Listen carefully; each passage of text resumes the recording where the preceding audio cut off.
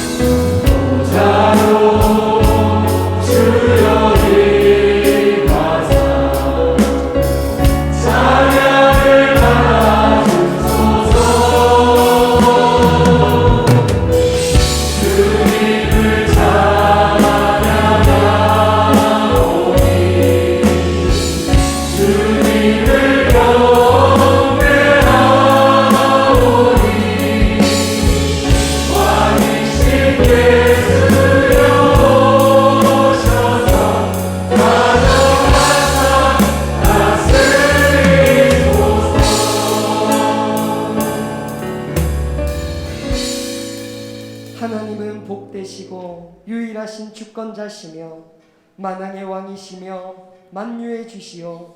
오직 그에게만 죽지 아니함이 있고 가까이 가지 못할 빛에 거하시고 어떤 사람도 보지 못하였고 또 볼 수 없는 이시니 그에게 존귀와 영원한 권능을 돌릴지어다.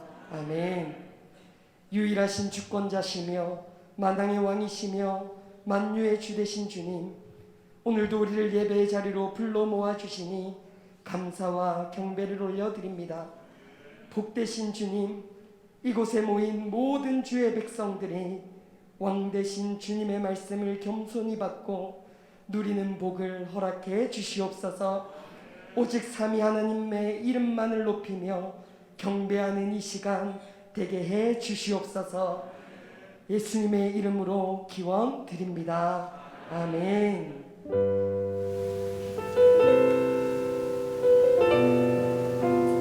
이 시간 강하고 능하신 주님의 이름을 함께 고백하며 나아갔으면 좋겠습니다.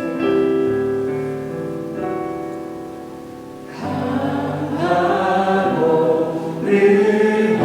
능하신 왕, 세상 모든 나라 다스리시네.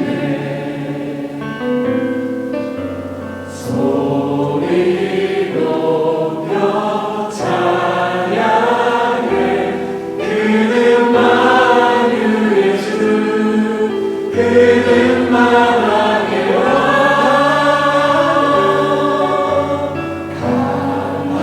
강하고 능하신 왕, 세상 모든 나라 다스리시네.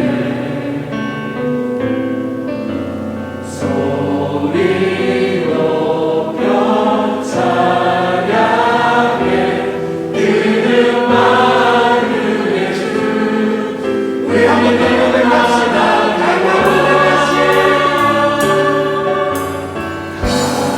강하고 능하신 왕,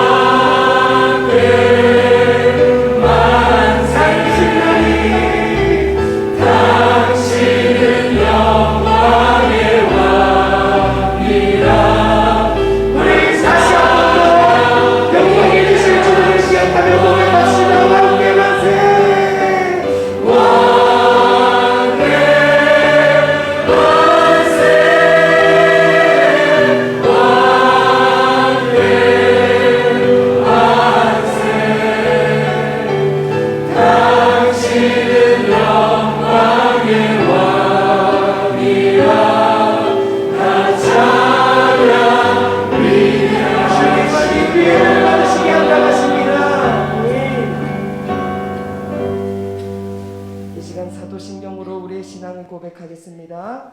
나는 전능하신 아버지 하나님 천지의 창조주를 믿습니다. 나는 그의 유일하신 아들 우리 주 예수 그리스도를 믿습니다. 그는 성령으로 잉태되어 동정녀 마리아에게서 나시고 본디오 빌라도에게 고난을 받아 십자가에 못 박혀 죽으시고 장사된 뒤 사흘 만에 죽은 자 가운데서 다시 살아나셨으며 하늘에 오르시어 전능하신 아버지 하나님 우편에 앉아 계시다가 거기로부터 살아있는 자와 죽은 자를 심판하러 오십니다. 나는 성령을 믿으며 거룩한 공교회와 성도의 교제와 죄를 용서받는 것과 몸의 부활과 영생을 믿습니다. 아멘. 적석해 주시길 바랍니다. 이 시간 우리를 대표해서 김은성 장로님 나와 기도해. 사랑과 은혜가 풍성하신 아버지 하나님, 지난 한 주간 우리의 삶 가운데 함께 하시고 역사하신 하나님의 은혜와 사랑에 감사와 찬양을 올려드립니다. 오늘도 거룩하고 복된 주일을 허락하신 주님, 감히 하나님 앞에 설 수 없는 우리 인생이지만 오직 예수님의 십자가 대속의 은혜로 거룩한 예배 자리에 나오게 하시니 감사드립니다. 이 시간 주님을 향한 갈급한 우리의 심령 속에 성령님의 임재와 기름 부으심이 차고 넘치게 하시고 우리 아버지와 아름다운 사랑의 교제 나누는 귀하고 복된 예배의 시간 되게 하여 주시옵소서. 지난 한 주간 삶을 돌아봅니다. 연약하고 부족한 죄악된 인생의 모습 그대로 이 자리에 나와싸우니 주님의 십자가 보혈로 덮어주시고 순결한 삶 살 수 있도록 우리를 도와 주시옵소서. 아버지 하나님, 새해 다짐했던 모든 경건의 계획들을 다시 돌아보게 하시고 말씀에 집중하며 귀를 기울이며 눈을 떠나지 않게 하여 이 한 해도 하나님 말씀에 붙들린 우리의 삶 되게 하여 주시옵소서. 교회 학교의 겨울 수련회를 하나님 은혜 가운데 잘 마치게 하심에 감사드립니다. 다음 세대를 이어갈 우리 자녀들의 성품과 인격이 날마다 새로워지게 하시고 그들의 삶이 주님 닮아가는 자녀들로 자라나게 하여 주시옵소서. 수고한 교사들의 헌신을 기억하시고 이 안에도 기쁨으로 직분 잘 감당할 수 있도록 인도하여 주시옵소서. 아버지 하나님, 창원의 구원을 위하여 기도하는 우리의 기도를 들으시고 우리가 먼저 회개하는 자리에 나아가게 하시고 부러지져 기도할 때에 이 땅 창원에도 부흥의 역사가 일어나게 하여 주시옵소서. 아버지, 육신의 질병과 힘든 상황 속에 있는 성도들이 있습니다. 아버지, 이들의 고통에 귀 기울이시고 환난 중에도 낙심치 않고 능력으로 우리를 구원하시는 하나님만 바라보는 저들 되게 하여 주시옵소서. 이 시간 말씀 전하실 주의 사자를 능력의 장중에 붙들어 주시고 전하실 말씀을 통하여 우리의 삶을 돌아보게 하시고 한 주간 아버지의 뜻대로 살기로 다짐하는 은혜와 축복의 시간 되게 하여 주시옵소서. 정성을 다하여 준비한 아이노스 찬양팀의 찬양과 예배를 수종드는 할렐루야 찬양대 찬양을 주님 기뻐 받아 주시옵소서. 우리를 구원하신 우리 주 예수님 이름으로 기도드립니다. 아멘.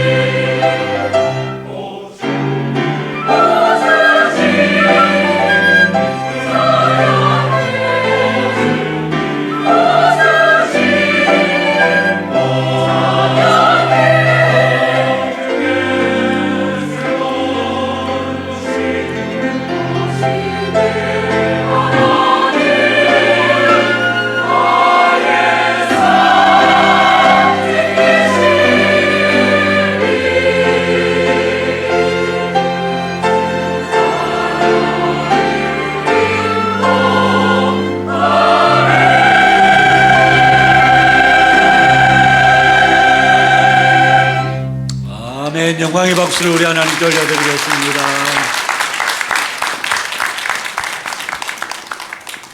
하나님의 말씀 구약성경 열왕기하 22장 1절에서 11절 그리고 23장 1절에서 3절 말씀입니다.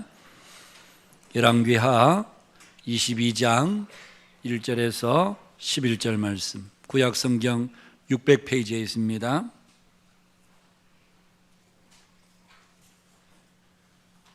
열왕기하 22장 1절에서 11절, 23장에서 1절에서 3절 제가 봉독하겠습니다. 요시야가 왕위에 오를 때에 나이가 8세라 예루살렘에서 31년간 다스리니라. 그의 어머니의 이름은 여디다요 보스가스의 아다야의 딸이더라. 요시야가 여호와 보시기에 정직히 행하여 그의 조상 다윗의 모든 길로 행하고 좌우로 치우치지 아니하였더라. 요시야 왕 18째 해에 왕이 무슬람의 손자 아살리야의 아들 서기관 사반을 여호와의 성전에 보내며 이르되 너는 대제사장 hil기야에게 올라가서 백성이 여호와의 성전에 드린 은 곧 문지킨 자가 수납한 은을 계산하여 여호와의 성전을 맡은 감독자의 손에 넘겨 그들이 여호와의 성전에 있는 작업자에게 주어 성전에 부서진 것을 수리하게 하되 곧 목수와 건축자와 미장에게 주게 하고 또 제목과 다듬은 돌을 사서 그 성전을 수리하게 하라. 그러나 그들의 손에 맡긴 은을 회개하지 말지니 이는 그들이 진실하게 행함이니라. 대제사장 hil기야가 서기관 사반에게 이르되 내가 여호와의 성전에서 율법책을 발견하였노라 하고 hil기야가 그 책을 사반에게 주니 사반이 읽으니라.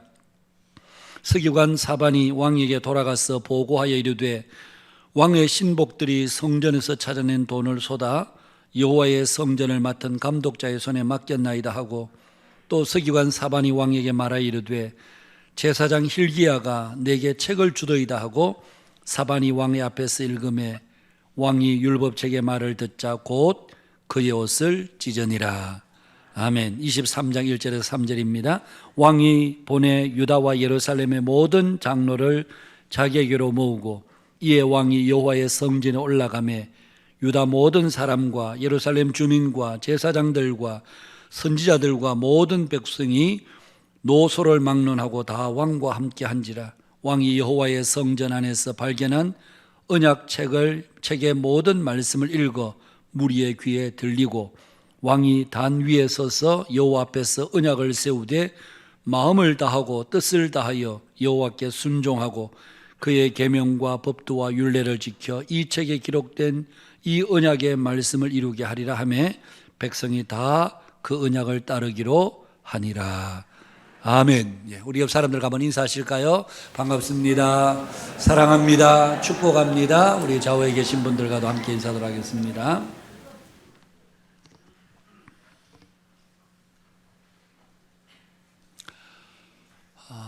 유기성 목사님이 쓴 책에서 읽은 그런 내용입니다. 예전에 우리가 살고 있는 창원과 가까운 마산의 어느 교회에 목사님이 부목사로 섬기신 지 한 5년쯤 되어서 담임 목회자로 나가기 위해서 기도하고 있었답니다.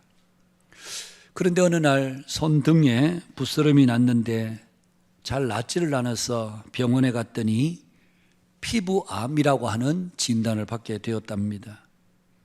그래서 담임 목회는커녕 부목사직마저도 내려놓고 그야말로 하루하루 힘겨운 항암 치료를 받게 되었습니다.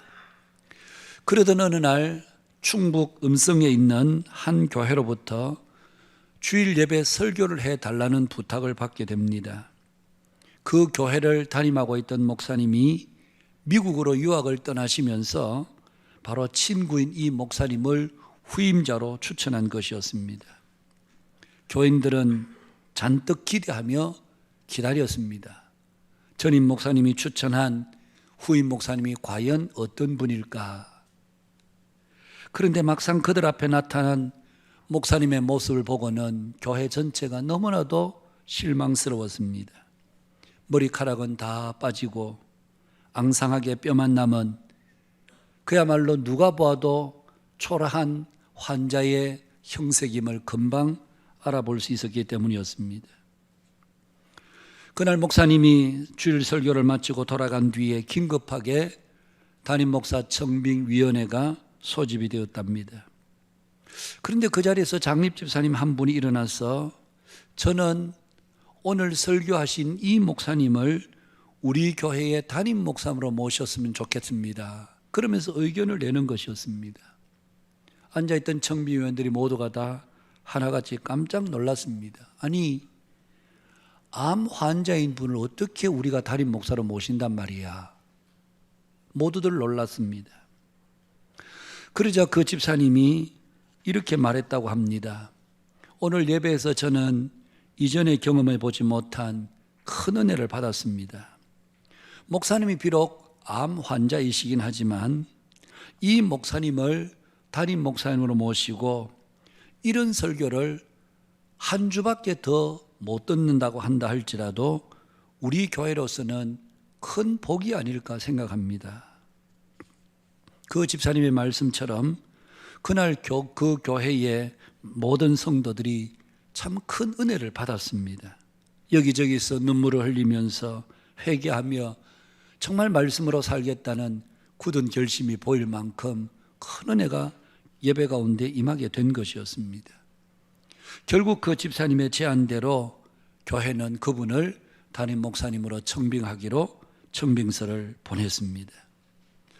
청빙서를 받아든 목사님은 그 청빙서를 받아들고 하염없이 울었답니다. 어떻게 암 환자인 나를 담임 목사로 청빙할 수 있나. 그리고는 사모님과 함께 기도원에 들어가서 금식하며 기도했다고 합니다. 자신들이 그 교회로 가기 위해서 금식한 것이 아니라 암 환자인 자신을 담임 목사로 청빙하겠다는 그 교회 교인들의 마음이 너무도 고마웠어. 하나님, 이 교회에 저 아닌 정말 훌륭한 목사님을, 귀한 목사님 보내달라고 그러면서 금식하면서 하나님 앞에 간절하게 기도했다는 것입니다. 그런데 금식하는 가운데 하나님의 놀라운 치유하시는 역사를 부부가 경험하게 되었습니다. 결국 목사님은 자신의 병이 치유가 되면서 그것을 하나님의 부르심으로 알고 감사하는 마음으로 그 교회 청빙을 받게 되었다는 얘기였습니다. 저는 그 글을 읽으면서 목사님도 참 귀하시지만 그 교회의 선택이 정말 마음에 와닿았습니다. 여러분 생각해 보시면 얼마나 어려운 선택이었겠습니까? 오늘 많은 교회들이 목회자가 공석이 되면 어디 설교 좀 잘하는 목사 없나?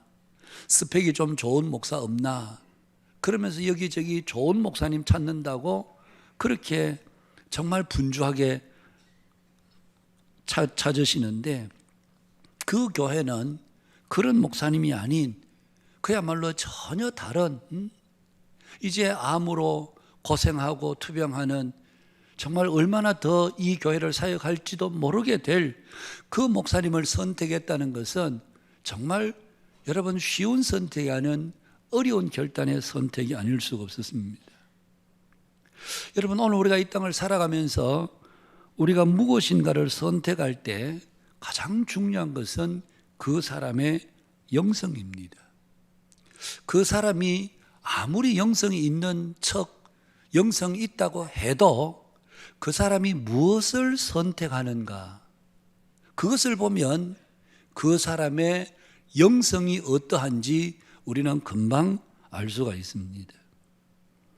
여러분 우리는 무엇인가를 선택할 때에 많은 고민을 합니다. 왜냐하면 우리가 미래를 알 수 없기 때문에 그래서 하나님께 자주 묻기도 하지요. 그 결과를 모르기 때문에 그리고 그 결과를 우리가 책임지기가 사실은 두렵기 때문에 그래서 우리는 하나님께 묻고 또 묻고 묻습니다. 그런데 진리에 관한 것이나 윤리 도덕적인 것에 관한 것은 하나님께 물어볼 필요가 없습니다. 하나님 오늘 퇴근하고 제가 술집에 들렀다고 집에 갈까요? 바로 갈까요? 물어볼 필요가 있습니까? 누군가 불의한 뇌물을 갖다 주는데 하나님 저 돈을 받을까요 말까요? 물어볼 필요가 있을까요? 그것은 물어볼 필요가 없습니다. 진리에 관한 것이나 윤리나 도덕에 관한 것은 이미 하나님께서 성경을 통해서 우리에게 명확하게 말씀해 놓으셨기 때문에 그런 걸 가지고 기도 제목을 삼는다는 것은 그건 어리석은 기도 제목이죠. 그러나 우리가 살아가면서 이래도 되고 저래도 되는, 이것을 선택해도 괜찮고 저것을 선택해도 괜찮은 이런 갈림길에서는 상당한 어려움을 느낍니다. 그럴 때 여러분, 오늘 저와 여러분의 선택의 기준은 무엇입니까? 오늘 우리에게는 분명한 선택의 기준이 있어야 합니다.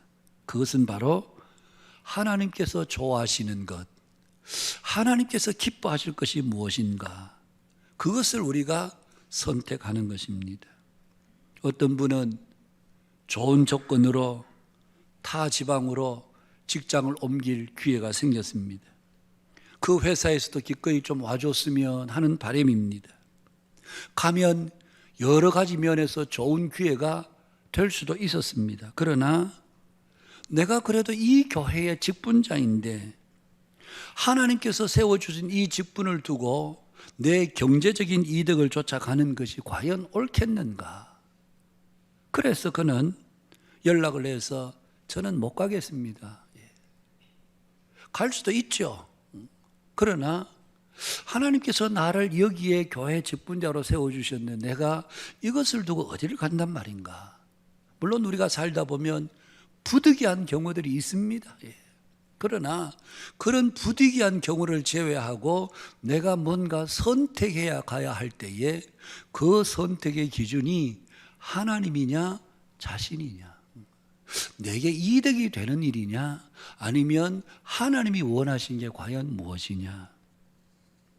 여러분, 그분의 선택 기준은 경제적인 이득이나 유익이 아니라 하나님께서 내게 이 교회의 직분자로 주셨는데 하나님께서 주신 이 직분을 내가 두고 어딜 간단 말인가. 경제적으로 내가 좀 손해를 본다 할지라도 이것이 내게 유익하다, 하나님 앞에서 이게 옳은 일이다, 그래서 그것을 포기하는. 저희 교회 장로님 중에서 한 분이 그런 분이 계세요. 직장을 이제 다 퇴직하고 퇴직 후에 또 새로운 직장을 얻어서 가는데 어느 날 제게 와서 목사님, 두 곳이나 왔는데 한 곳은 월급도 좀 좋고 조건이 좋고 한 곳은 월급은 좀 적은데 저를 꼭 필요로 하는 회사고 어디를 가면 좋겠습니까? 저는 그랬죠. 장로님을 필요로 하는 곳에 가십시오. 그래서 가서 그분이 면접을 보면서 나는 사실 다른 회사도 있었는데 내가 오늘 이 회사에 이렇게 온 것은 우리 목사님이 내가 꼭 필요한 곳에 가라고 해서 저기 왔습니다. 그러니까 그 인사를 담당하던 분이 뭐 사장님이신지 모르겠지만 정말 고맙다 그러시더라는 거예요. 여러분, 우리가 무엇인가를 선택할 때에 그것이 내게 이득이 되는가 아니면 하나님이 정말 기뻐하실 일이 뭔가, 그것을 우리가 판단하는 것이 오늘 우리 모두의 선택 기준이 되어야 할 것입니다. 오늘 우리의 모든 선택의 기준의 중심에는 하나님이 계시는, 내가 중심이 되는 것이 아니라 하나님이 중심이 되는 그런 선택이 오늘 저와 여러분의 살아가면서 모든 선택의 중심이 되는 그런 은혜가 우리 모두에게 있으시길 주님의 이름으로 축복합니다. 오늘 본문의 요시야 왕이 그렇습니다. 여러분, 요시야 왕에 대한 설명을 굳이 붙인다면 마지막 개혁자 요시야, 저는 오늘 이 요시야 왕에 대한 설명을 그렇게 붙였습니다. 실제로 요시야 왕은 남쪽 유다의 31년을 다스립니다. 그리고 그의 아들 여호아하스가 석 달을 다스립니다.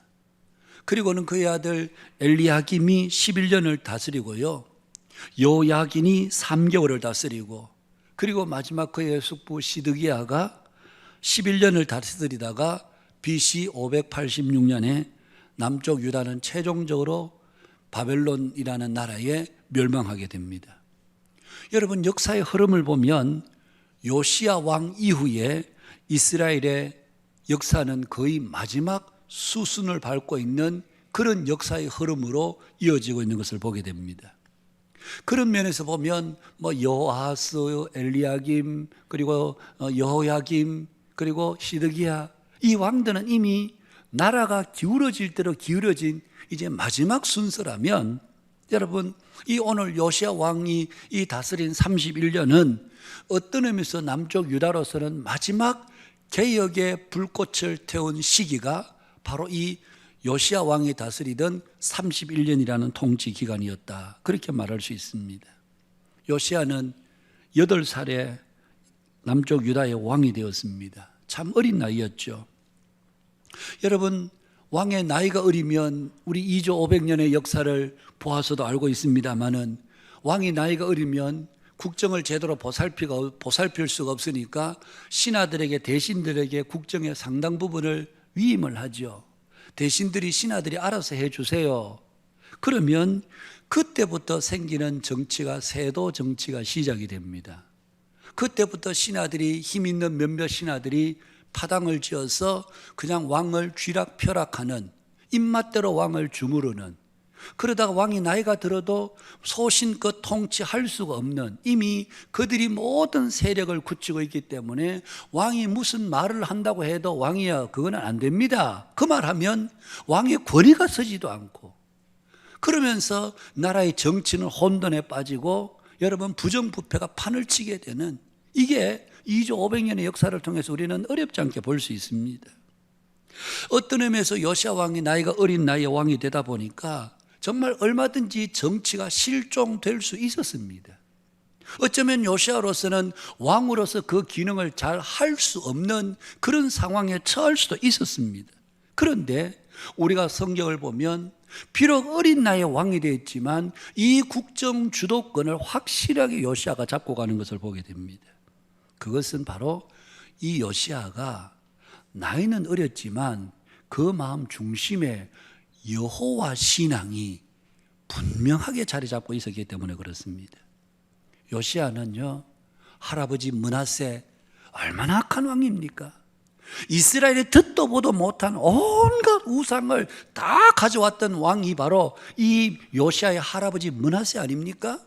그의 아버지 아몬 왕도 여러분 버금갈 만큼 그렇게 악한 왕이었습니다. 그런데 이 요시야는 그런 할아버지, 그런 아버지 밑에서 자랐으면서도 불구하고 여러분 할아버지의 길을 따르지 않고 아버지의 길을 따르지 않고 그야말로 오로지 여호와 신앙의 중심으로 살았던, 이게 바로 오늘 요시야가 가진 신앙의 아름다운 모습이었습니다.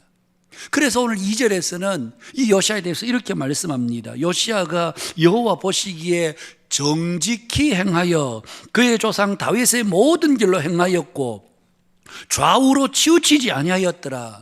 여기서 정직히 행했다는 말은 여러분 미국의 유진 피터슨이라고 하는 목사님이 쓴 메시지라고 하는 그 책에 보면 이 구절을 이렇게 해석하고 있는 것을 봅니다. 그는 하나님이 원하시는 모습으로 살았다. 그의 조상 다윗이 밝히 보여준 길을 똑바로 따라갔고 왼쪽으로나 오른쪽으로나 한 걸음도 벗어나지 않았다. 바로 여호와 앞에 정직하게 행했다는 것은 뭔가 하면 하나님이 원하시는 모습으로 사는 것, 그것이 바로 여러분 하나님 앞에서 정직하게 산다. 오늘 우리가 하나님 앞에 정직하자, 정직하게 살자, 그것은 착하고 그렇게 살자가 보다도 하나님이 원하시는 것으로 살자. 우리가 사람들에게 좋은 소리 자꾸 들으려고 하면 하나님이 원하시는 게 할 수가 없을 때가 많습니다. 그런데 사람에게 좋은 소리 듣기보다는 사람들에게는 좀 좋은 소리 못 듣더라도 하나님 앞에 내가 가리라, 이렇게 가는 것이 하나님 앞에 정직하게 사는 것이지, 사람 얘기 자꾸 듣고 이 말 듣고 저 말 듣고 하다 보면 여러분 하나님이 기뻐하시는 길을 못 가게 되는 거죠. 하나님이 원하시는 삶은 정직한 삶인데 그 정직한 삶이란 바로 하나님이 원하시는 모습으로 사는 것. 오늘 저와 여러분의 삶에 정말 모든 선택의 기준에 하나님이 원하시고 기뻐하는 것이 오늘 저와 여러분의 삶의 선택 기준이 되실 수 있기를 주님의 이름으로 축복합니다. 내가 비록 어려워도 좀 힘들어도 사람들에게 좀 오해받고 해도 그래도 하나님이 원하시 기뻐하시는 곳으로 가자. 여러분 교회 안에서도요, 하나님이 기뻐하시는 거 딱 선택을 하면 옆에서 아이고 뭐 지 혼자 되게 경건한 척 하네, 아이 뭐 자기 혼자 신앙생활 다 하는 것 같네, 온갖 그냥 이런 쓸데없는 이야기들이 많이 들어옵니다. 그래서 막 그냥 그 사람들 아이고 막 그런 소리 듣기 싫으니까 막 적당히 니나네나 같이 지내자, 그러다 보면 우리의 삶 자체가 실종이 되어 버립니다. 누가 뭐라 그래도 막 이래 선택하는 것이 하나님이 기뻐하시는 거다. 그러면 그 길로 가면 되는데 사람들 좋게 하려다 보면 우리는 하나님이 기뻐하시는 길 잃어버리게 되는. 여러분 보십시오. 요시아가 비록 어린 나이지만 하나님이 그 삶의 중심이 되고 하나님이 기뻐하는 그 길을 걸어갔을 때요, 여러분 그 시대도 뭐 내노라는 신화가 없었겠습니까? 정치에는 항상 내노라는 신하들이 있고요, 자신이 권력의 중심이 되려고 하는 신하들이 있죠. 그럼에도 불구하고 하나님은 그 어떤 신하도 요시아가 이끌어가는 이 국정에 함부로 치고 들어오거나 간섭하지 못하도록 하나님께서 요시아를 보호해 주시는. 그러니까 여러분 얼마 안 가서 그가 국정 주도권을 잡고 여러분 실질적인 마지막 개혁의 불꽃을 태울 수 있는 이런 왕권을 수행할 수 있었던 것은 전적인 하나님의 보호하심, 하나님의 인도하심의 결과였다, 그렇게 말할 수 있습니다. 그래서 우리는 어떤 상황에서든지 간에 하나님이 기뻐하는 게 뭘까? 내가 이 상황에서 이렇게 가는 것이 하나님이 기뻐하시는 것일까? 저렇게 하는 것이 하나님이 기뻐하시는 것일까? 우리가 왜 자꾸 혼돈스러워하고 왜 자꾸 헷갈리는가 하면 뭐가 내게 이익이 될까? 그걸 생각하면 항상 혼돈스럽습니다. 이게 더 이익이 될 것 같기도 하고 또 어떻게 보면 저게 이익이 될 것 같기도 하고. 그런데 이익을 따라서 선택하지 않고 하나님이 기뻐하시는 것을 따라 선택할 때 그 길은 오늘 우리 모두의 길에 분명한 복이 되는 것임을 잊지 마시기를 바랍니다. 여러분, 요시아가 이스라엘에 행했던 개혁은 크게 세 가지였습니다. 그 첫 번째 개혁은요, 하나님의 말씀 앞에 엎드리는 것이었습니다. 3절에 보니까 요시아 왕 18째 해에 사람을 보내어 여호와의 성전을 수리하게 했다. 8절에 보니까 대제사장 hil기야가 서기관 사반에게 이르되 내가 여호와의 성전에서 율법책을 발견하였노라 하고 hil기야가 그 책을 사반에게 주니 사반이 읽으니라. 10절에는 또 서기관 사반이 왕에게 말하여 이르되 제사장 hil기야가 내게 책을 주더이다 하고 사반이 왕의 앞에 읽으매. 그런데 여러분 11절을 보십시오. 왕이 율법책의 말을 듣자 곧 그의 옷을 찢으니라, 그렇게 되어 있습니다. 여러분, 옷을 찢는다는 것은 곧 바로 회개의 상징이었습니다. 여러분, 이것은 결코 쉬운 일이 아닙니다. 우리가 하나님의 말씀을 듣고 깨달았다고 해서 우리 모두가 다 옷을 찢지는 않지요. 우리가 하나님의 말씀을 듣고 은혜를 받았을 때 마음으로는 동의하고 그리고 은혜는 받았다고 말은 하지만 그러나 우리의 마음을 찢지는 않습니다. 그런데 요시아는 하나님의 말씀을 듣는 순간 바로 그 자리에서 자신의 옷을 찢는, 하나님 앞에 깊이 회개하는.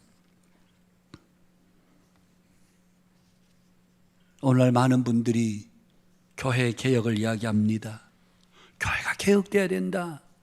교회 제도가 개혁이 돼야 되고 교회 잘못된 전통이나 문화가 개혁이 돼야 되고 교회의 직분이나 관행이 개혁이 돼야 돼. 그 개혁을 주장하는 분들의 말을 들어보면 그것을 다 옳은 말들입니다. 어느 것 하나 버릴 말들이 없습니다. 그러나 여러분, 한국 교회 안에도 많은 개혁단체들이 있습니다. 이거 개혁해야 된다, 저렇게 해야 된다, 이렇게 해야 된다, 저렇게 해야 된다, 다 맞는 얘기들입니다. 아주 이상적인 얘기들을 합니다. 그러나 여러분, 개혁을 부르짖는 사람들 치고 정말 하나님 앞에서 심령의 옷을 찢는 사람들은 찾아보기 어렵습니다. 참 아이러니한 일이죠. 말은 이상적으로 말하는데 그 심령을 하나님 앞에 찢고 정말 눈물로 회개하는 분들은 찾아보기 어려운 것이 현실입니다. 여러분, 사람이 만든 법이나 제도 그걸 바꾼다고 이상 교회가 되고 이상 사회가 될까요? 그렇지 않습니다. 여러분, 진정한 개혁은 바로 하나님의 말씀 앞에 엎드리는 겁니다. 법이나 제도가 문제가 아닙니다. 오늘 우리나라 입시제도, 여러분 교육부의 공무원들이 그냥 배우기를 덜한 사람들입니까? 그들도 여러분 탁월한 전문가들이고 모두가 내노라는 학자들입니다.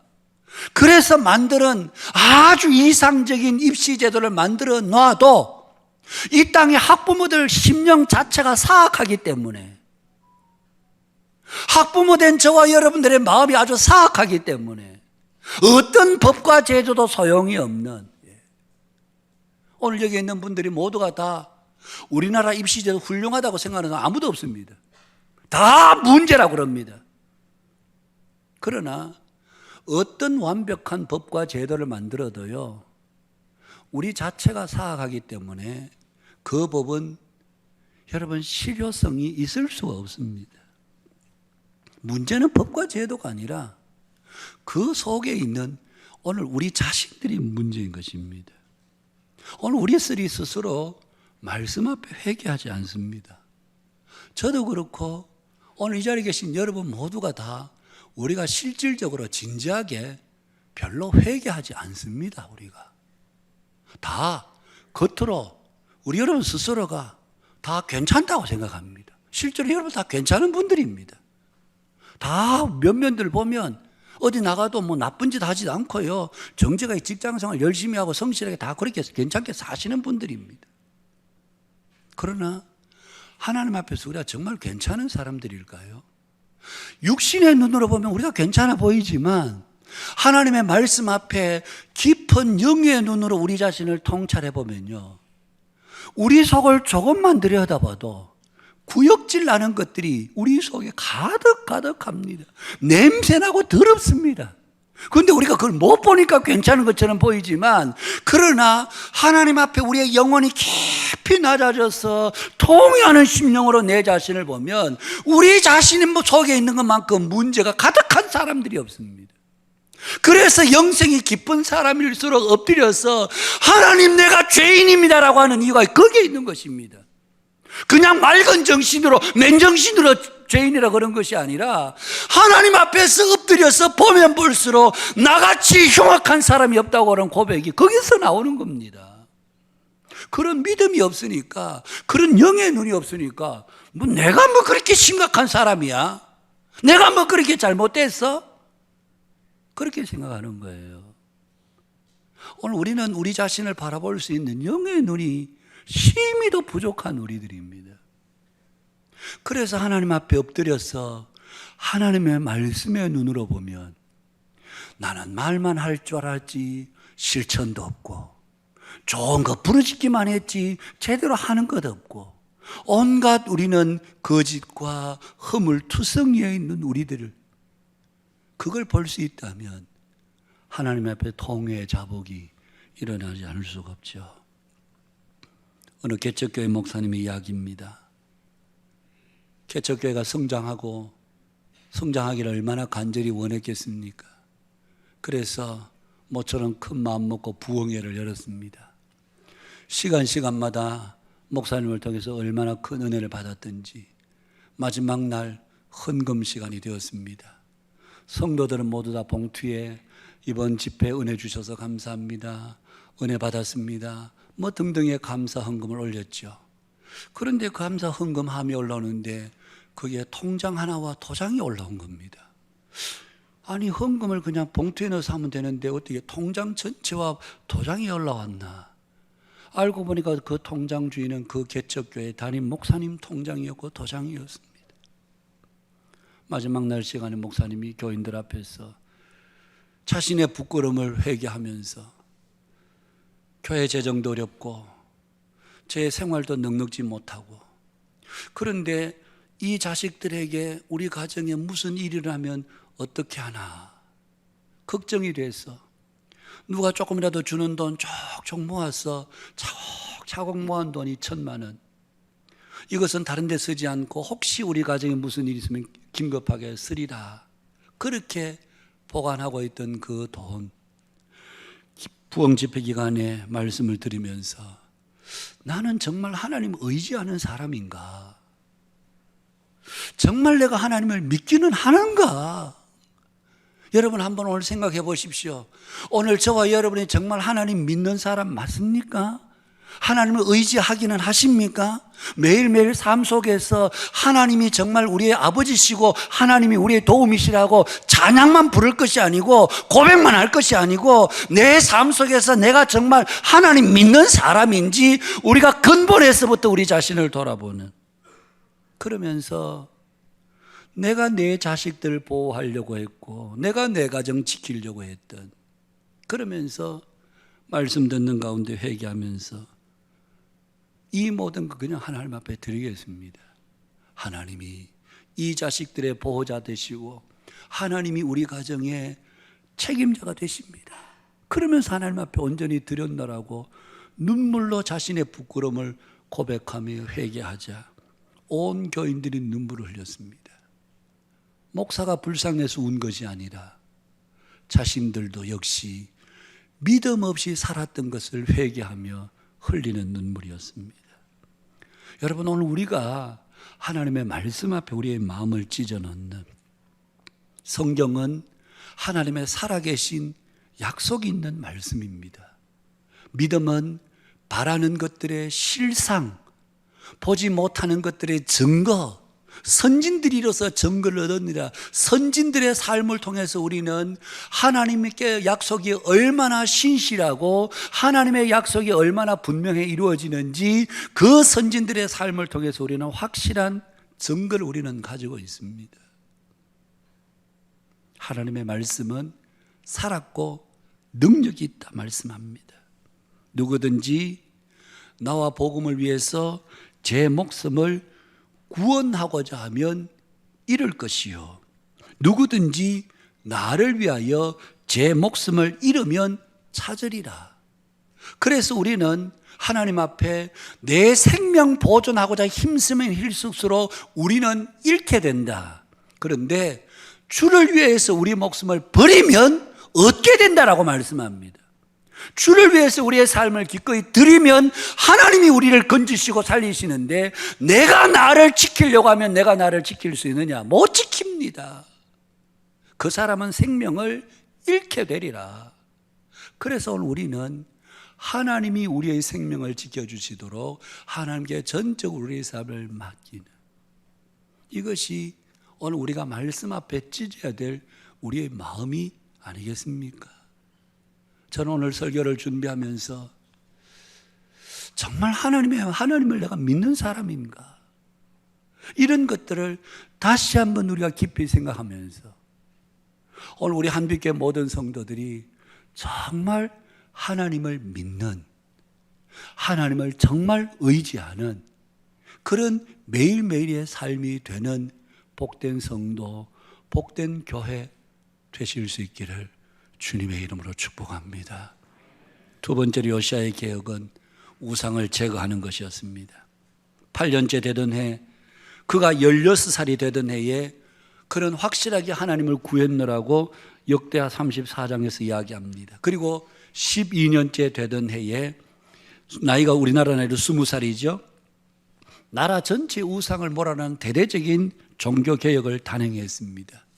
그 내용이 역대하 23장에 나옵니다. 열왕기하 23장에 나옵니다. 그 23장 5절 말씀에 보면요, 옛적에 유다 왕들이 세워서 유다 모든 성읍과 예루살렘 주위의 산당들에게 분향하며 우상을 섬기게 한 제사장들을 폐하며 또 바알과 해와 달과 별대와 하늘의 모든 별에게 분향하는 자들을 폐하고, 그렇게 말합니다. 저기 별대라는 말은 바로 12개의 별자리를 이야기하는데, 이것은 아수르와 바벨론에 수입된 것으로 별자리의 변화를 통해서 점을 치는 천상 숭배였다고 할 수 있습니다. 그 모든 것들을 이 요시야 왕은 다 폐하고 없앴다 이야기합니다. 그리고 23장 7절에 보면요, 또 여호와의 성전 가운데 남창의 집을 헐었으니 그곳은 여인이 아세라를 위하여 휘장을 짜는 처소였더라. 보십시오. 여러분, 저게 남창의 집이라는 게 뭡니까? 남자 창기들을 말합니다. 그런데 남창의 집이 어디 있습니까? 여호와의 성전 가운데 남창의 집이 있었습니다. 그런데 요시아가 이 여호와의 성전 가운데 있는 남창의 집을 헐어버렸다. 그 당시 이스라엘의 여러분 여호와를 신앙하는 그 신앙이 얼마나 타락했던지 여호와의 성전에 남자 창기들의 집을 거기에 만들어두는, 그래서 요시아가 그 집을 헐어버렸다. 8절에는요, 또 유다 각 성읍에서 모든 제사장을 불러오고 또 제사장이 분향하던 산당을 게바에서부터 브엘세바까지 더럽게 하고 또 성문의 산당들을 헐어버렸다.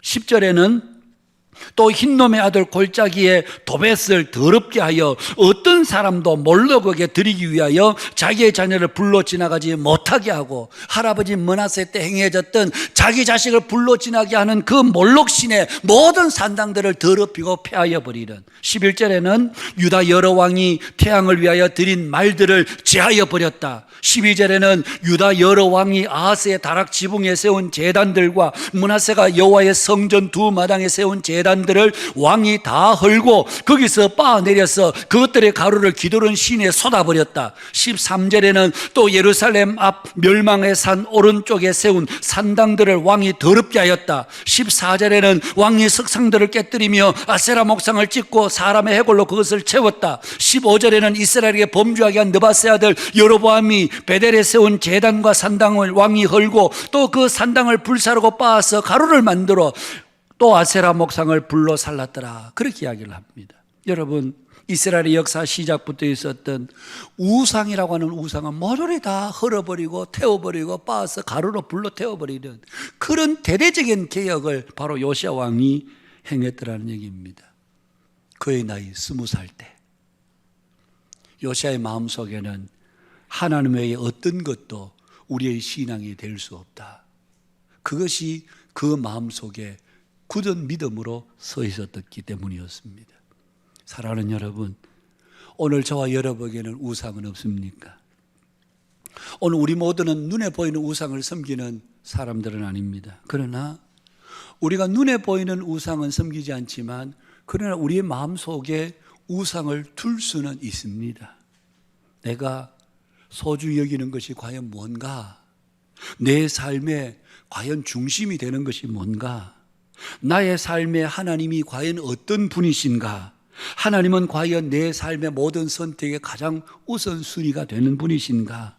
그것을 보면 그 사람이 우상을 섬기는지 하나님을 섬기는지 어렵지 않게 알 수가 있습니다. 오늘 우리 속에 중심을 들여다보면 됩니다. 여러분, 저는 목사로서 목회라는 것도요, 이 목회가 우상이 될 수 있습니다. 이 목회가 하나님을, 목사인 저도 하나님을 섬겨야 되지, 하나님을 섬겨야 되지 목회를 섬겨서는 안 되잖아요. 이 목회 성공을 위해서 몽배 달고 목회 성공을 위해서 제가 원래 새가족, 우리 새가족 부들이 모였을 때에 1월 그때 12월 1월 달이죠. 1월 며칠인가요? 그때 모였을 때 제가 가서 그런 이야기를 했습니다. 우리 교회 새가족부는 그냥 사람들 와서 붙잡아 놓으려고 애쓰지 말고 우리 교회 오는 한 분 한 분을 그들에게 복음이 들려지게 하고 그들을 말씀으로 세우려고 애를 써야 되지, 어떻게 하든지 사람 붙들어서 우리 교회 만들리라 이런 생각 우리가 하지 말자. 여러분, 그렇게 해서 교회를 자꾸 키워가겠다는 그것이 하나의 우상일 수 있습니다. 성공이라고 하는 우상. 성공은 밖에만 있는 게 아니고 교회 안에도 있을 수 있습니다. 그래서 오늘 우리는 여러분, 교회 가운데 한 사람 한 사람이 구원받도록 하고 믿음 가운데 살도록 해야 되지, 제 목회 대상은 오늘 여기에 있는 우리 모두 한 사람 한 사람이 건강한 믿음 가운데 서서 여호와 하나님을 절대적으로 신뢰하는 하나님의 사람으로 세우는 것에 목회에 초점이 있어야 되지, 앞으로 올해 우리 교회 1000명 만들 거야, 내년엔 1500명, 2000명 만들 거야, 그거는 목회가 아니고 하나님이 기뻐하신 일도 아니고 그것은 결국 나를 위한 일이지 그것이 어찌 주님을 위한 일일 수 있겠습니까? 우리의 섬김의 대상은 하나님이지 다른 어떤 것이 우리의 섬김의 대상이 될 수 없습니다.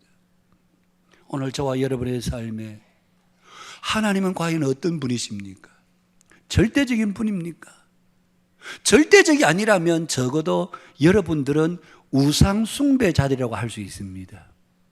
하나님이 내 인생의 절대적인 분이고 가장 중심되는 분이 아니라면 적어도 여러분은 하나님을 우상화해서 섬기는 분이라고 할 수 있습니다. 우리가 여러분 교회 다닌다고 해서 우리가 착각하시면 안 됩니다. 내가 몇 대째 믿으니까 뭐 나는 믿음이 있지 착각해서는 안 됩니다. 믿음 없을 수 있습니다. 믿음 없이 그냥 습관적으로 신앙생활 할 수 있습니다. 그 습관적으로 신앙생활하는 것이 결국 우리의 영혼을 죽이고 있다는 것을 우리는 아셔야 합니다. 그래서 하나님 앞에 내가 하나님 믿는 사람인지 아니면 내 좋아하는 것을 따라서 가는지 그것을 우리 속에서 분별할 수 있어야 합니다. 히브리서 11장 6절 믿음이 없이는 같이 한번 읽어볼까요? 함께 읽겠습니다. 시작. 믿음이 없이는 하나님을 기쁘시게 못하나니 하나님께 나아가는 자는 반드시 그가 계신 것과 또한 그가 자기를 찾는 자들에게 상 주시는 이심을 믿어야 할지니라. 아멘. 믿음이 없이는 하나님을 기쁘시게 못하는데 하나님께 나아가는 자는 반드시 그가 계신 것과 하나님이 매일매일 내 삶의 연장에 하나님이 계심을 믿는 것이죠. 아무리 어려워도 힘들어도 하나님이 계셔. 내가 아무리 어려운 가운데 있어도 하나님이 계시지. 그가 자기를 찾는 자들에게 상 주시는 이심을 믿음으로 나아가는 그것이 바로 하나님이 기뻐하시는 믿음입니다. 하나님이 오늘 저와 여러분의 삶의 중심이 되는 진정한 여호와 경외하는 믿음의 사람들로 주 앞에서는 우리 모두가 되기를 주님의 이름으로 축복합니다. 마지막 세 번째는 이 요시야 왕은 유월절을 회복합니다. 여러분 유월절이 무엇입니까? 이스라엘 애굽에서 나오는 기념하는 그야말로 구원의 날이잖아요. 하나님은 이스라엘 백성들이 유월절 꼭 지키라고 말씀하셨습니다. 그 이유는 바로 그 유월절을 통해서 너희들의 구원받은 은혜를 기억하라 그 뜻이죠. 우리가 구원받은 하나님의 은혜를 잊어서는 안 됩니다. 우리가 하나님의 구원받은 은혜를 잊어버리는 순간 우리는 교만하게 되고 우리의 삶은 실족하게 되어 있습니다. 그래서 우리는 날마다 구원받은 은혜에 하나님 앞에 감사할 수 있어야 합니다. 우리가 주일날 교회 예배 나올 때마다 하나님, 내가 이 자리에 있게 돼서 너무 감사합니다. 하나님을 제가 예배할 수 있어서 감사합니다. 어떤 분이 자기 자녀를 위해서 기도하는데 여러분 걱정되는 일도 많죠. 그런데 기도하는 가운데 하나님께서 이 자녀 네가 책임지는 거 아니야. 이 자녀 내가 돌봐. 그러면서 깨달아지는 것이 하나님이 이 아이의 아버지가 되어주셔서 너무 감사하다고. 여러분들이 다 책임질 수도 없죠. 여러분 얼마나 책임질 수 있겠습니까? 여러분들이 책임지는 것이 아니라 하나님 그분이 우리의 책임을 지는, 그래서 하나님 우리의 아버지 되심을 전적으로 믿고 맡기는 이런 구원의 은혜가 우리 속에 날마다 감격스럽게 우리 속에 타올라야 하는 것입니다. 신명기 33장 29절에서 모세가 이스라엘 백성들을 마지막 광야 끝자락에서 축복하면서 이스라엘이여 너는 행복한 사람이로다. 아니 이스라엘이 뭐 지금 행복할 것도 없습니다. 광야 40년 지난 동안 뭐 좋은 일이 그래 많았다고 모세가 이스라엘이여 너는 행복한 사람이로다. 모세가 이스라엘에게 행복한 사람이라고 했던 것은 그 다음 절에 여호와의 구원을 너와 같이 얻은 백성이 누구냐? 여호와는 너를 돕는 방패시요 내 영광의 칼이시로다. 대적이 내게 복종하리니 내가 그들의 높은 곳을 밟으리로다. 그 이스라엘 백성들이 행복한 이유는 너희들과 같이 여호와의 구원을 받은 민족, 백성들이 이 세상에 없다는 겁니다. 하나님은 너를 돕는 방패가 되시고 내 영광의 칼이 되시기 때문에, 그래서 이스라엘이여 너는 행복한 사람이로다, 그렇게 선포한 것이었습니다. 요한일서 5장 18절 같이 한번 읽어볼까요? 함께 읽겠습니다. 시작. 하나님께로부터 나신 자가 그를 지키심에 악한 자가 그를 만지지도 못하느니라. 하나님께로부터 나신 자가 누굽니까? 예수님이시죠. 그분이 우리들을, 하나님의 백성들을 지키심에 악한 자가 그를 만지지도 못하느니라. 예. 구원자 되신 하나님이 저와 여러분들을 지키시고 보호하시기 때문에 세상은 악으로 넘실거리고 있습니다만 이 세상의 어떤 악한 것들도 저와 여러분들을 결코 해치지 못한다는 사실을 여러분 굳게 믿고 날마다 구원의 은혜에 감사하며 감격하는 우리 모두가 되실 수 있기를 주님의 이름으로 축복합니다. 말씀을 맺습니다. 오늘 요시야가 행했던 세 가지 개혁, 첫 번째는 뭐였습니까? 말씀 앞에 엎드리는 것이었습니다. 두 번째는 그 마음의 중심이 하나님 신앙이었습니다. 하나님만 섬기는, 모든 우상을 타파하는. 세 번째는 구원의 은혜를 기억하는 개혁이었습니다. 첫 번째는 뭐라고요? 말씀 앞에 엎드리는. 두 번째는 하나님이 그 신앙의 중심이 되는 개혁. 세 번째는 구원의 은혜를 기억하는 개혁. 기억되겠습니까? 첫 번째는 뭐라고요? 하나님의 말씀 앞에 엎드리죠. 두 번째는 하나님이 우리의 삶의 중심이 되고, 세 번째는요, 구원의 은혜를 기억하죠. 이 세 가지를 마음속에 꼭 기억하시면서 우리 모두가 요시야가 개혁을 했던 불꽃을, 마지막 개혁의 불꽃을 태웠던 그 개혁을 우리 마음속에 새기시면서 저와 여러분의 삶에 진정한 믿음의 개혁이 이루어지는 복된 삶이 되실 수 있기를 주님의 이름으로 축복합니다. 기도하겠습니다. 감사합니다. 이 시간 마지막 개혁자 요시야, 그가 단행했던 세 가지 개혁, 오늘 말씀을 통해서 봅니다.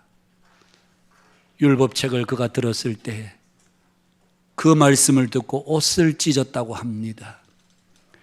이스라엘의 게바에서부터 브엘세바까지 모든 우상의 전각들을, 산당들을, 신상들을 빻아서 가루로 만들어 불로 태워버리는, 그리고 유월절을 회복함으로 하나님의 구원의 은혜를 기억하며 지켰던 요시야의 개혁이 하나님 2700년 전에 2600년 전의 개혁이 아니라 오늘 우리의 삶에 진정한 삶의 개혁으로 이루어지는 우리 모두의 삶이 되게 하여 주옵소서.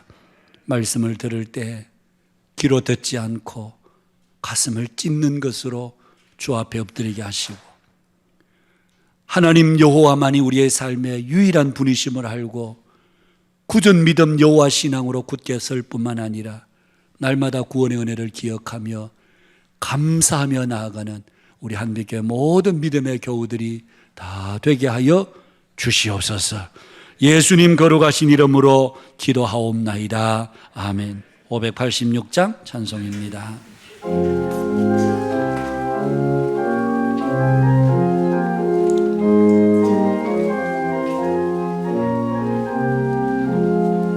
어느 민족 누구게나 결단할 때 있나니, 참과 거짓 싸울 때에 어느 편에 설 건가. 주가 주신 새 목표가 우리 앞에 보이니, 잊고 아이의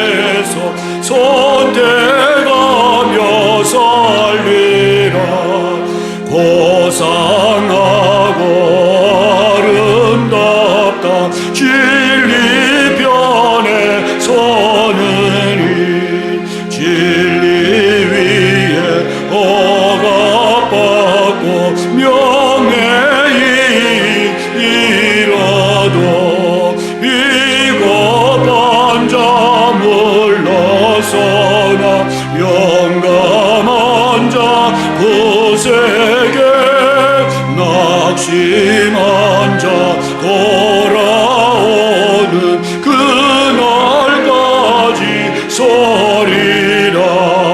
순교자의 빛을 따라 그의 뒤를 쫓아서 십자가를 등에 지고 앞만 향해 가리라. 새 시대는 새 사명을 우리에게 주나니 진리 따라 사는 자는 존진하리. 언제나 악이 비록 성하여도 진리 더욱 강하다.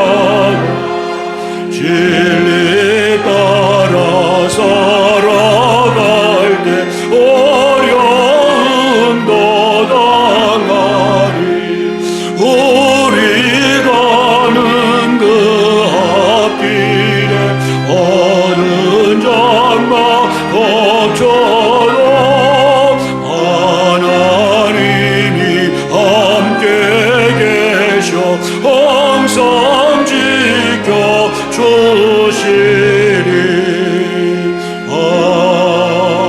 아멘.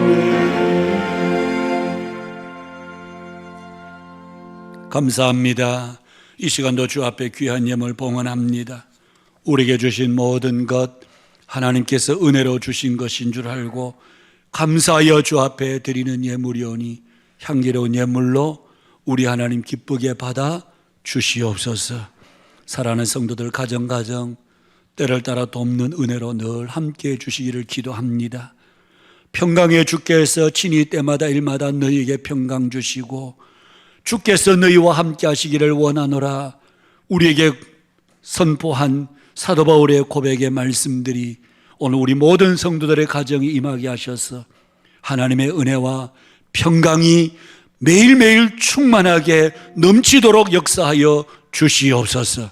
성도들의 직장, 경영하는 기업들 위에도 함께하여 주시고 손으로 수고하는 모든 일에 세상에 믿지 않는 우리 성도들을 볼 때에 하나님이 함께하고 계심이 저들의 눈에 보여질 수 있도록 우리 하나님 역사하여 주시옵소서.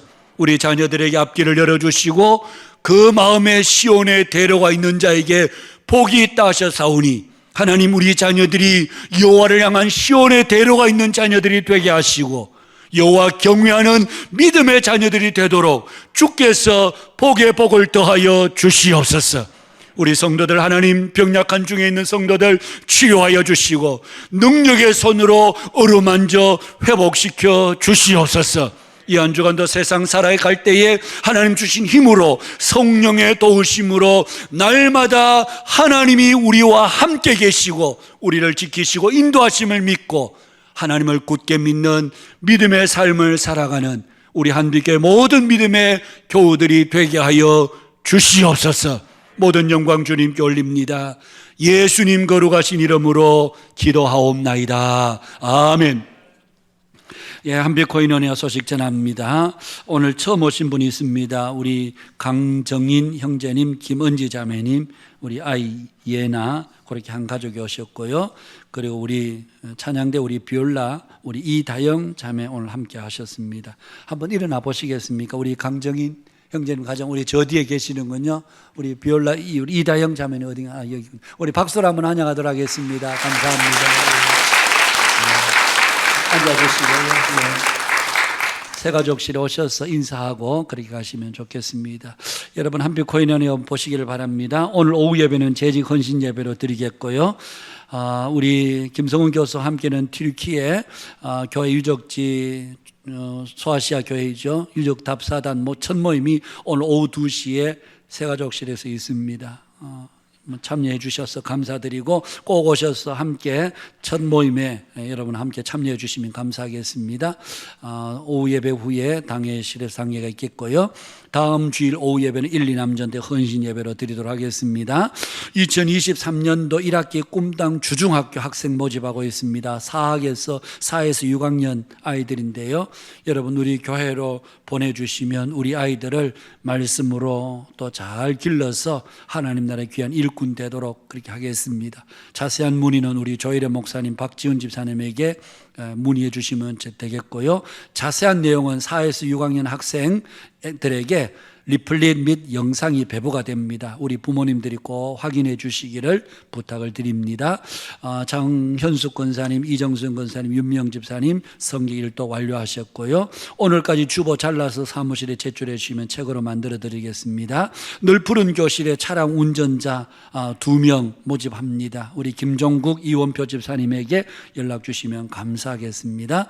오늘 중식 담당은 거기에 3마을인데 3마을이 아니고 4마을입니다. 4마을이고 다음 주에 5마을 섬기시겠고요. 오늘 중식 후원은 우리 박학주 집사님 가정과 김선식 집사님 가정에서 중식 후원을 섬겨주셨습니다. 2월 행사표 참고해 주시기를 바라고요.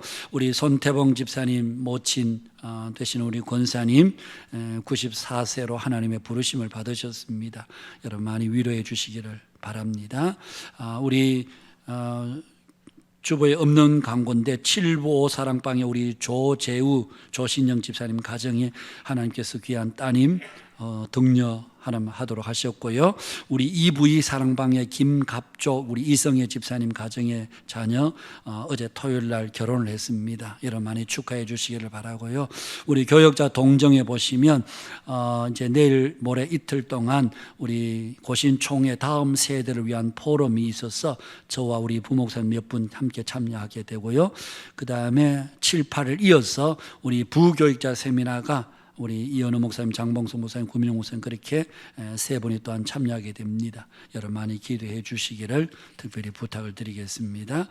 우리 이 시간에 또 우리 이사를 가시게 되는 분들이 계셔서 잠시 소개를 좀 올리겠습니다. 우리 박학주 집사님 부부, 김선 집사님 부부 앞으로 잠시 한번 나와 주시겠습니까?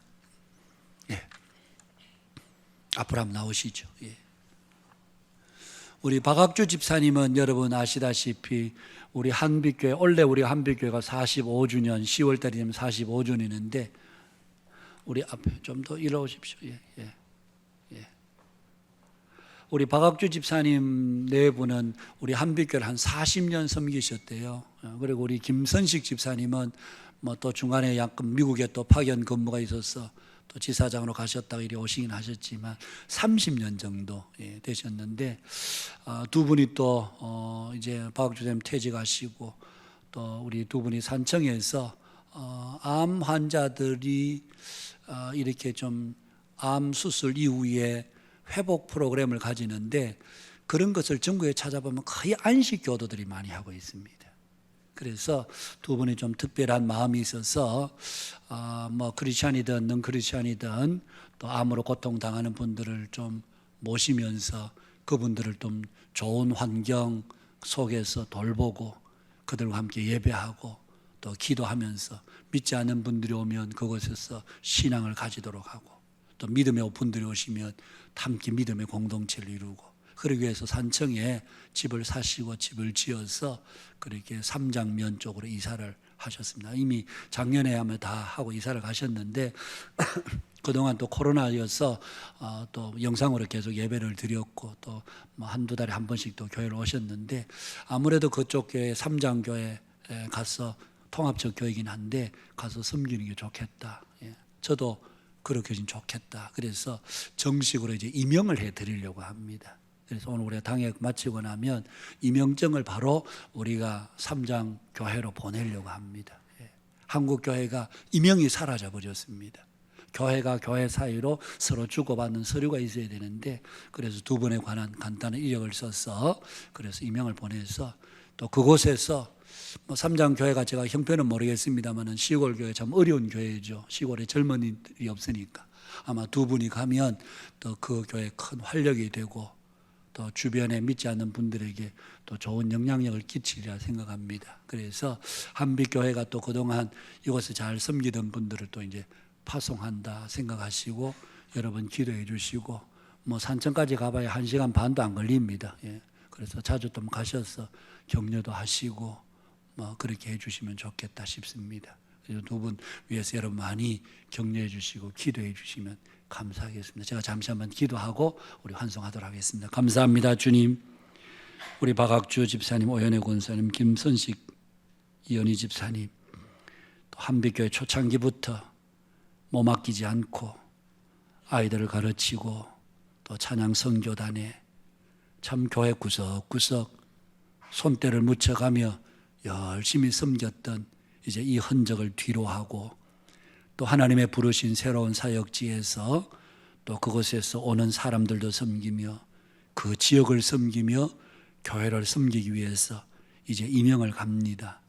함께 해주시고 또 두 가정이 그곳에서 마음 모아 사역할 때 하나님 그곳에서 암수술이나 이후에 오신 모든 분들이 정말 거기서 건강이 회복되어 일상으로 돌아가는 은혜가 있게 하시고 삼장교회를 섬길 때 기쁨으로 잘 섬기셔서 그 지역 복음화를 이루는 일에 두 분 집사님 가정이 귀하게 쓰임받을 수 있도록 은혜를 더하여 주시옵소서. 늘 함께 해주시고 그동안 하나님의 섬겼던 모든 섬김의 아름다운 열매들이 이제 이후에 한빛교회 차곡차곡 아름다운 더 풍성한 열매들로 맺어갈 수 있도록 주께서 복을 내려 주옵소서. 함께 해주심을 믿고 감사드립니다. 모든 영광 주님께 올립니다. 예수님 거룩하신 이름으로 기도하옵나이다. 아멘. 인사하실 때 여러분 큰 박수로 여러분 감사해 주시기 바랍니다. 또 들어가시길 바랍니다.